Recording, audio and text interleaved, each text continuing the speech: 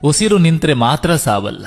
ಬದುಕಿದ್ದಾಗ ಯಾವುದೇ ಪ್ರೀತಿಗೆ ಮತ್ತು ಭಾವನೆಗಳಿಗೆ ಬೆಲೆ ಸಿಗದೆ ಹೋದಾಗ ಅನುಭವಿಸುವ ನೋವು ಕೂಡ ಒಂದು ರೀತಿ ಸಾವೇ. ಮಾತಾಡಿ ಜಗಳ ಮಾಡುವುದಕ್ಕಿಂತ ಮಾತಾಡದೆ ಸುಮ್ಮನೆ ಮೌನಿಯಾಗಿದ್ದು ಅವರ ಖುಷಿಯೇ ನಮ್ಮ ಖುಷಿ ಎಂದು ದೂರ ಉಳಿಯುವುದೇ ಒಳ್ಳೆಯದಲ್ವಾ?